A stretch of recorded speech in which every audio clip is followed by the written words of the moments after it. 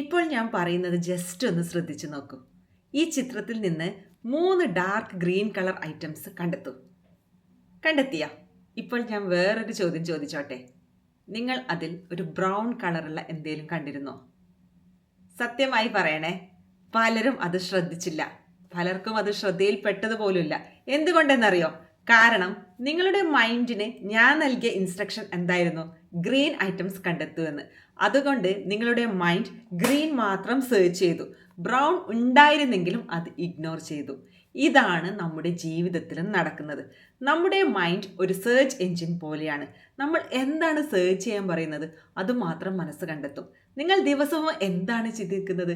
എൻ്റെ ജീവിതത്തിൽ പ്രശ്നങ്ങൾ മാത്രമാണ്. എന്നാൽ മൈൻഡ് എന്ത് ചെയ്യും? കൂടുതൽ പ്രശ്നങ്ങളിലേക്ക് ഫോക്കസ് ചെയ്യും. ഒരു നെഗറ്റീവ് കമൻറ്റ് ആരെങ്കിലും പറഞ്ഞാൽ നമ്മൾ മനസ്സിൽ 100 തവണ അത് ആലോചിച്ചുകൊണ്ടിരിക്കും. നിങ്ങളുടെ ജീവിതത്തിൽ എത്ര ബ്ലെസ്സിങ്സ് ഉണ്ടെന്ന് മൈൻഡ് ശ്രദ്ധിക്കാറില്ല. നമ്മൾ പലപ്പോഴും പറയും, അയ്യോ എനിക്ക് തീരെ ഭാഗ്യമില്ല, എൻ്റെ ജീവിതം വളരെ ബുദ്ധിമുട്ടാണ്, എന്നെ ആരും സപ്പോർട്ട് ചെയ്തില്ല.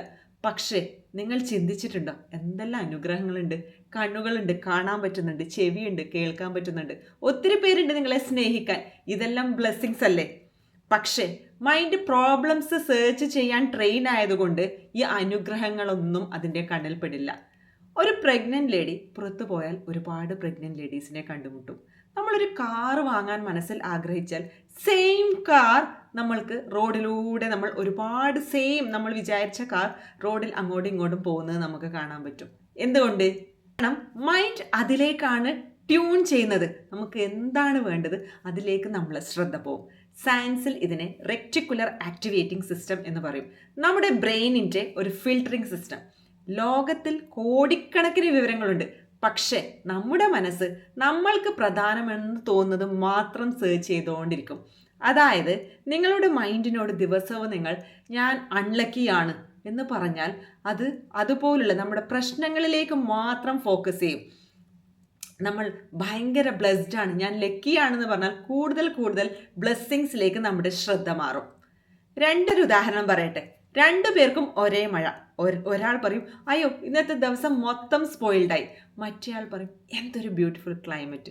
റെയിൻ സെയിം ആണ്, പക്ഷെ ഫോക്കസ് വ്യത്യാസം. അതുകൊണ്ട് റിയാലിറ്റി എക്സ്പീരിയൻസും വ്യത്യാസമാവും. ഒരു വ്യക്തി എല്ലാ അവസരത്തിലും പ്രോബ്ലംസ് കാണും, മറ്റൊരാൾ എല്ലാ പ്രോബ്ലത്തിനും ഒരു ഓപ്പർച്യൂണിറ്റി കാണും. ജീവിതം മാറുന്നത് സാഹചര്യങ്ങൾ കൊണ്ടല്ല, നമ്മുടെ ഫോക്കസ് ആണ്. Mind is always searching. നിങ്ങൾ പെയിനിലോട്ട് ഫോക്കസ് ചെയ്താൽ കൂടുതൽ പെയിൻ നിങ്ങൾക്ക് കിട്ടും. ഫിയറിലോട്ട് ഫോക്കസ് ചെയ്താൽ കൂടുതൽ ഫിയർ നിങ്ങളെ തേടി വരും. പക്ഷേ ഗ്രാറ്റിറ്റ്യൂഡ് ഫോക്കസ് ചെയ്താൽ ഒരുപാട് സന്തോഷം സമാധാനം വർദ്ധിക്കും. ലവിൽ ഫോക്കസ് ചെയ്താൽ നിങ്ങളുടെ ലൈഫ് കൂടുതൽ ബ്യൂട്ടിഫുൾ ആവും. സോ ഇന്ന് മുതൽ നിങ്ങൾ ഒരു തീരുമാനം എടുക്കൂ.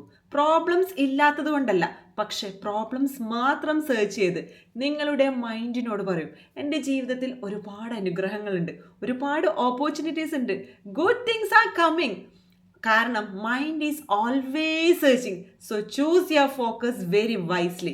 നിങ്ങളുടെ ഫോക്കസ് തന്നെയാണ് നിങ്ങളുടെ റിയാലിറ്റി ഷേപ്പ് ചെയ്യുന്നത്. നിങ്ങൾ എന്താണ് അന്വേഷിക്കുന്നത് അത് നിങ്ങളുടെ മൈൻഡ് കണ്ടെത്തിക്കൊണ്ടേയിരിക്കും. മൈൻഡ് എപ്പോഴും സെർച്ച് ചെയ്താണ്. നിങ്ങളുടെ ഫോക്കസ് തന്നെയാണ് നിങ്ങളുടെ റിയാലിറ്റി സൃഷ്ടിക്കുന്നത്. സോ മൈൻഡിനോട് നിങ്ങൾ പറയുന്നത് വളരെ ശ്രദ്ധാപൂർവമായിരിക്കണം.